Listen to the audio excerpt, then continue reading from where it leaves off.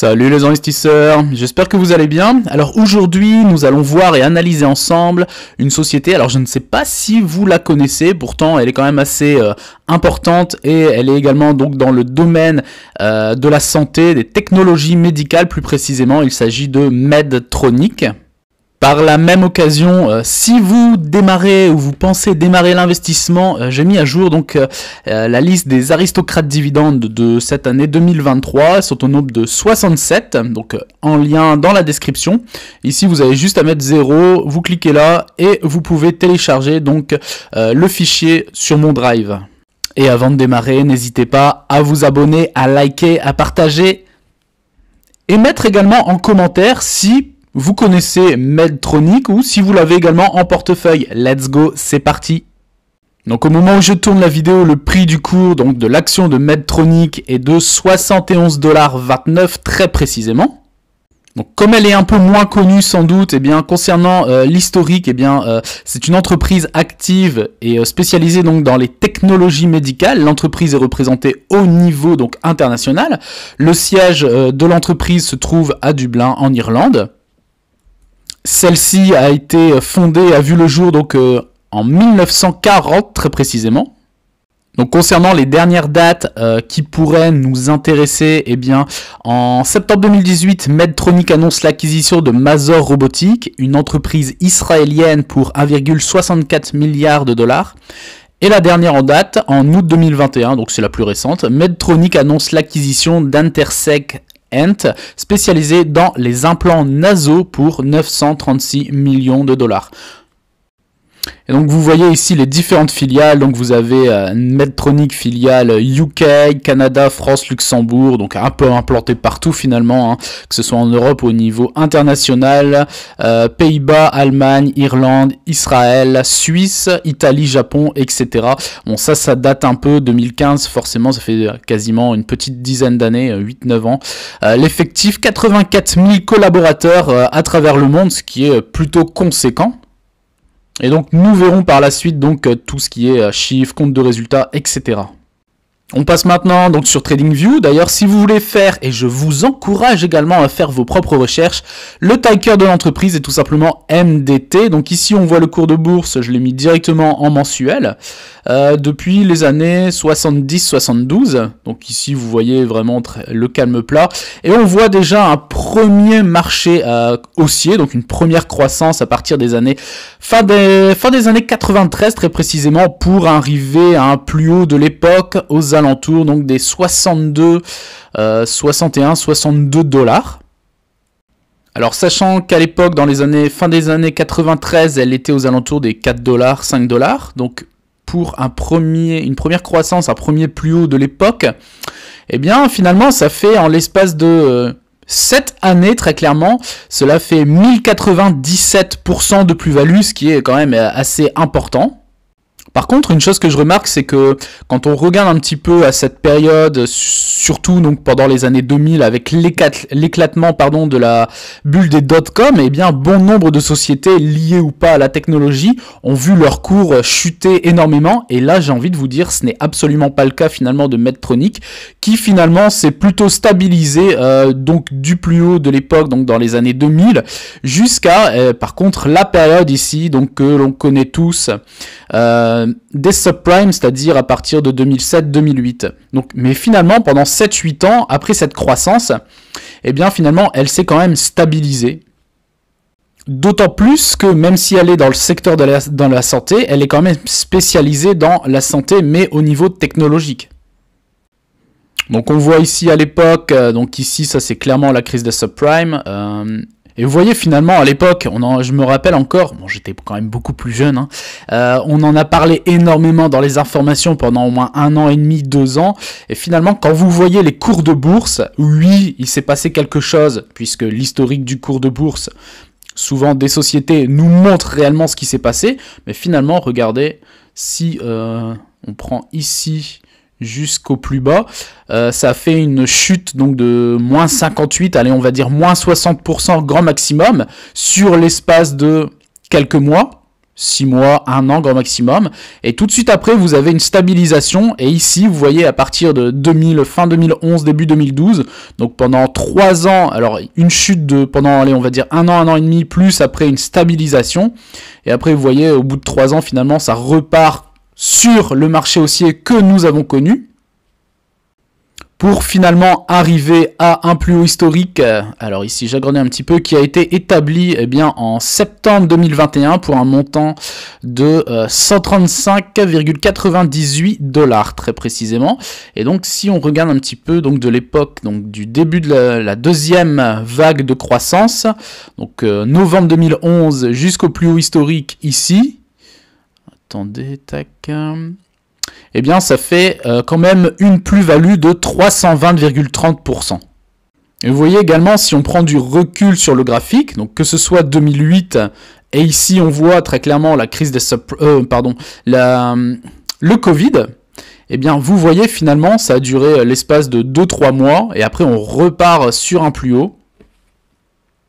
Et donc si on reprend le plus haut connu en octobre-novembre 2021 jusqu'au cours actuel, eh bien, on se retrouve avec une perte de la valeur de moins 47% pour l'instant. Alors après, je me répète, je ne suis absolument pas Madame Irma, personne ne sait d'ailleurs finalement.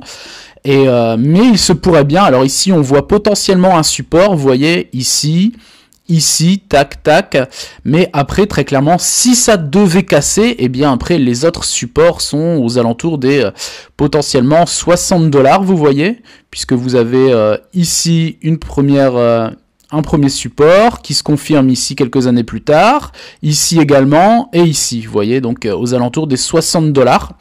Donc alors je me répète également, comme dit l'adage, on ne rattrape pas un couteau qui tombe, mais potentiellement dans les semaines ou mois à venir, eh bien cela pourrait, en fonction des chiffres que nous verrons par la suite, mais être peut-être une opportunité de rentrer sur Medtronic, de l'ajouter à son portefeuille ou de renforcer votre position si vous l'avez déjà. On passe maintenant donc sur Seeking Alpha pour voir un petit peu les plus ou moins values à moyen et long terme si vous aviez investi. Donc si vous aviez investi il y a à peu près 1 an, vous seriez à moins 11% concernant Medtronic. Sur les 5 dernières années, vous seriez à moins 24,7%. Sur les 10 dernières années, eh bien, ce n'est pas noté, mais on voit clairement une sorte de stabilisation. On serait peut-être à 0 ou 1 ou 2%, mais pas plus. Et au maximum par rapport, donc ici le graphique c'est 2015, et vous seriez donc à moins 3,6%. Alors après, les moins-values ici sur 1, 5, 10 ans et au maximum, donc 1995, on est plus ou moins en moins-value, très clairement. Alors après, il faut prendre également en compte le versement des dividendes de la société. Elle a quand même fait 2 croissances plutôt conséquentes sur les 20 dernières années. Donc également, en fait, si vous achetez pour avoir une certaine croissance, c'est également aussi une question de timing. On passe maintenant ici donc sur dividende.com. Donc vous voyez le dividende versé au niveau annuel de Medtronic pour une action détenue est de l'ordre de 2,76%, donc par rapport au cours de bourse.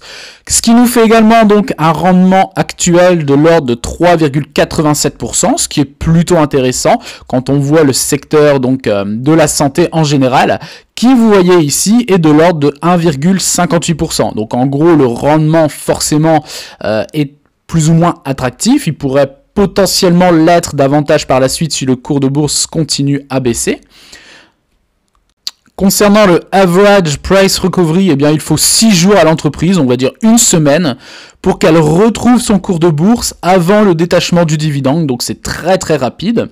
Concernant ici le payout ratio, le ratio de distribution, eh bien, sur 100%, donc sur la totalité de son cash flow, de sa trésorerie, eh bien, l'entreprise ne verse que, entre guillemets, parce que finalement je trouve qu'il est quand même conservateur quand on est à 50%. Elle verse 50% de ses bénéfices à ses actionnaires sous forme de dividendes. Donc ça veut dire, et ce qui est d'ailleurs très très intéressant et très positif, puisqu'il reste encore 50% de cash à l'entreprise après avoir versé les dividendes à ses actionnaires pour continuer surtout dans le domaine de la santé. eh bien continuer à investir dans la recherche et développement, dans les brevets, parce que dans la santé, il y a énormément de brevets, les médicaments, les essais cliniques, etc., les traitements. Donc c'est très très positif. Concernant le versement des dividendes, eh bien l'entreprise verse des dividendes de façon croissante depuis 47 années consécutivement. Donc à 3 années près, eh bien, donc nous en reparlerons dans 3 ans, eh bien elle fera sans doute partie de la fameuse liste des Dividend Kings, donc des sociétés qui versent des dividendes depuis plus de 50 années consécutivement. Le dividende versé est versé donc de façon trimestrielle comme la majorité des sociétés aux États-Unis. Et ici, donc on l'a vu, le secteur en général est de la santé est de 1,58%. Concernant le versement des dividendes, eh bien, comme je tourne la vidéo le 13 octobre, vous voyez ici, 13 octobre, eh bien, nous sommes le 13 octobre. Donc, les personnes détenant du Medtronic dans leur portefeuille, eh bien, vous recevrez 69 centimes de dollars par action détenue. Donc, ça, c'est au niveau trimestriel. Et le dernier versement réel avait été effectué, donc, le 14 juillet pour un même montant de 69 centimes de dollars par action. On passe maintenant donc à l'historique du versement des dividendes. Donc 2022, 2,67 $. 2021, 2,47 $. 2020, 2,28 $. Donc vous voyez, de 2020 à 2021, 8% de croissance. 2019, 2,12 $. Donc de 2019 à 2020, 7,5% de croissance. Ici, 2018, 1,96 $ de dividendes, ce qui représente de 2018 à 2019, 8% de croissance. 2017, 1,81 $ de dividendes versés. Donc de 2017 à 2018, la croissance est de 8% encore. Et vous voyez, encore 2016 à 2017, 8% de croissance. Ici, 2015, 1,44 $ de dividendes. Et bien de 2015 à 2016, 15,5% de croissance. Donc très clairement, c'est une très très belle croissance qu'offre finalement Medtronic à ses investisseurs. De 2014 à 2015, quasiment 21% de croissance. Le dividende était de 1,19 $ en 2014. 2013, 1,10 $. Ici, donc, 2013 à 2014, 8,6% de croissance. Et vous voyez, ainsi de suite. 2013, 7% de croissance. 2012, 7 également. 2011, 8. 2010, 9,6. 2009, 16,7. Et vous voyez, alors ici, je pense qu'il y a dû y avoir des résultats exceptionnels parce qu'on passe en 2007 à 47 centimes de dollars à 62, ce qui représente 41,7% de croissance.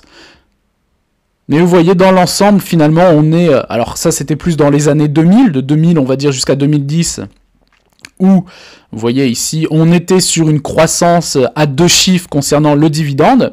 Mais depuis 2010, on est plus ou moins sur une croissance à 8-9%, mais ce qui est très très honorable finalement. Et donc c'est une chose très très intéressante et c'est un signal positif pour les investisseurs, surtout avec stratégie à dividende, que l'entreprise arrive à garder une croissance, alors dans les années 2000 à 2 chiffres, mais également depuis les années 2010-2012 jusqu'à l'heure actuelle, donc depuis une dizaine d'années, une croissance également de 8-9%. On passe maintenant ici donc sur Morning. Alors vous voyez donc le rendement toujours pareil, 3,79, 3,80. Concernant la sûreté du dividende, très sûr, noté 19 sur 20, et bien sincèrement je valide. D'autant plus que le ratio de distribution 50% est plutôt conservateur. Et on voit 47 années consécutives d'augmentation du dividende. Eh bien, je me répète, mais il n'y a pas non plus, par rapport aux centaines de milliers d'entreprises qui sont sur les marchés financiers, il n'y a pas non plus énormément de sociétés avec des historiques de versement de dividendes aussi solides. Donc très clairement, je valide. Concernant la croissance, donc le score de croissance de la valeur de l'entreprise, noté 12, mais forcément c'est assez logique puisque depuis... milieu 2021, on a vu que le cours de bourse ne fait que chuter. On est quasiment à moins 45, allez, on va dire moins 50%. Donc c'est tout à fait logique. Et vous voyez ici, donc, croissance du dividende sur une moyenne donc des 5 dernières années, ce qui nous fait en moyenne 8% par an, ce qui est très très positif également. La capitalisation de l'entreprise sur le marché est estimée aux alentours des 97 milliards de dollars. Donc c'est un beau bébé, comme on dit, un beau petit mastodonte. Le ratio cours par rapport aux bénéfices est de l'ordre de quasiment x27. Et donc après le bénéfice par action, nous irons voir tout à l'heure sur Yahoo Finance pour voir si c'est exactement ça, mais je ne suis pas sûr. Alors ici on descend, alors concernant, ça on l'a vu tout à l'heure sur Seeking Alpha, donc le comparatif des performances donc entre Medtronic et les deux indices, donc c'est-à-dire le S&P 500 et le Nasdaq. Donc le retour sur un an, moins 12% pour Medtronic, alors que le S&P fait plus 18 et le Nasdaq fait plus 36. Et le retour donc sur les 5 dernières années, Medtronic moins 15%. Le S&P plus 50 et le Nasdaq plus 103%. Alors après le Nasdaq forcément hors catégorie puisqu'il est porté très clairement par 4-5 sociétés donc de tech. Mais vous voyez dans tous les cas Medtronic est très clairement en sous-performance totale sur les 5 dernières années par rapport aux deux indices. Concernant maintenant la valorisation de l'entreprise, eh bien vous voyez depuis qu'elle a quasiment atteint son plus haut historique aux alentours des 100, si je ne dis pas de bêtises, on était aux alentours des 130-135 $.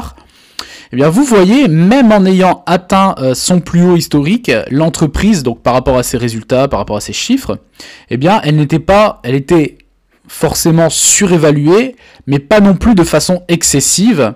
Et ça, c'est plutôt intéressant. Et je pense également que ce genre de société, ou par exemple Medtronic, eh bien, étant moins connu que ce soit sur YouTube ou sur les réseaux sociaux par les particuliers entre guillemets, eh bien en fait comme elles ne font pas énormément parler d'elles, eh bien les gens, les particuliers, les petits portefeuilles investissent beaucoup moins dans ce genre de société. Pourtant très clairement, on verra les chiffres par la suite, mais je pense très clairement que c'est une société de top qualité très clairement. Et là ici on voit du coup la baisse donc depuis 2 ans maintenant, 1 an et demi, 2 ans, on voit qu'ici on se trouve très clairement sur une zone potentielle de sous-évaluation. Donc comme je disais précédemment, potentielle opportunité d'achat, de renforcement de votre ligne si vous l'avez, donc de Medtronic. Alors chose également que j'étais en train de regarder, qui a été ajoutée donc sur Morning, la segmentation des ventes. Et du coup c'est très très intéressant parce que du coup vous avez donc ici, donc les États-Unis, tout ce qui est donc cardiovasculaire, on est aux alentours des 37-40%. Tout ce qui est concerne la neuroscience, aux alentours donc des ventes de 30%.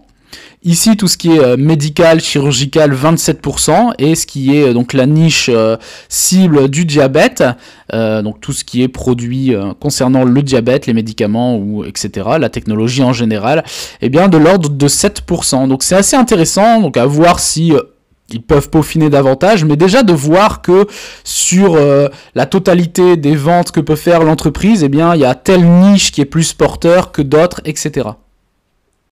On passe maintenant donc sur Google Finance pour voir ici donc le compte de résultats. Donc vous avez trimestriel et annuel.